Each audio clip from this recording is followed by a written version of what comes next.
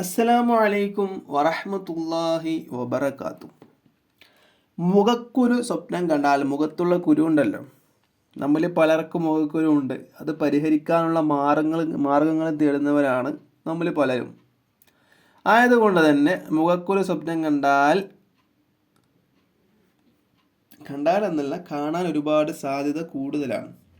കാരണം നമ്മിൽ പലർക്കും മുഖക്കുരു ഉണ്ട്. അത് കളയാനുള്ള ഒരുപാട് ക്രീമുകളൊക്കെ അന്വേഷിച്ച് നടക്കാറുണ്ട് നമ്മിൽ പല ആളുകളും, അല്ലേ?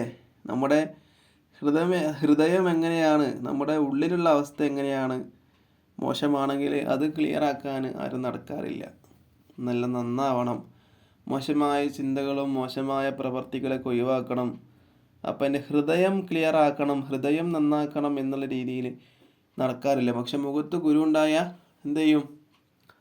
അതിനുള്ള മരുന്നുകൾ തേടിപ്പോവും. ഹൃദയത്തിന് മുറിവുണ്ടായാൽ ഹൃദയത്തിൽ മോശമായ ചിന്തകളും മോശമായ അവസ്ഥകളും മോശമായ പ്രവൃത്തികളൊക്കെ ഉണ്ടെങ്കിൽ അത് ക്ലിയറാക്കാൻ ആരും നടക്കില്ല. പക്ഷെ മുഖക്കുരു ക്ലിയറാക്കാൻ അതിൻ്റെ മാർഗങ്ങൾ അന്വേഷിച്ചുകൊണ്ട് അങ്ങനെ നടന്നുകൊണ്ടേയിരിക്കും. അപ്പോൾ അങ്ങനെ ഒരാൾ സ്വപ്നം കണ്ടാൽ തീർച്ചയായിട്ടും നമുക്ക് വിഷമുണ്ടാക്കുന്ന ഒന്ന് തന്നെയാണ്, അല്ലേ? കാരണം നാം അത്രയും ശ്രദ്ധിക്കാറുള്ള ശരീരത്തിലൊരു ഭാഗമാണ് മുഖം എന്നുള്ളത്, അല്ലെ? അത്രയും കെയർ ചെയ്ത് കൊണ്ടുപോകുന്ന ഒരു ഭാഗമാണ് മുഖം. ഈ വിഷയത്തിൽ മഹാനായ മുഹമ്മദ് ഇബ്നു സീരി എന്നവർ തന്നെ പറയുകയാണ്.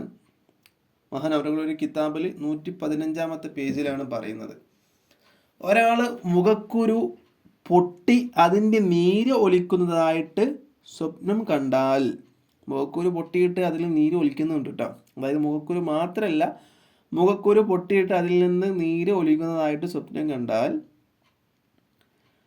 അതിൻ്റെ വ്യാഖ്യാനം വിജയത്തിൻ്റെ മേൽ അറിയിക്കുന്നു എന്നാണ്.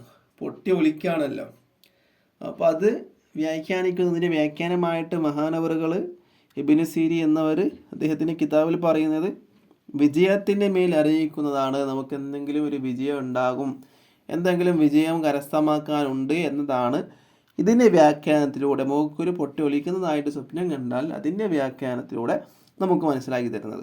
അപ്പോൾ വീഡിയോ ഇഷ്ടപ്പെട്ടാൽ ലൈക്ക് ചെയ്യുക, ഷെയർ ചെയ്യുക. ഇതുപോലത്തെ വീഡിയോസിന് വേണ്ടി ചാനൽ സബ്സ്ക്രൈബ് ചെയ്യുക. അസ്സലാമു അലൈക്കും വറഹ്മത്തുള്ളാഹി വബറകാതുഹു.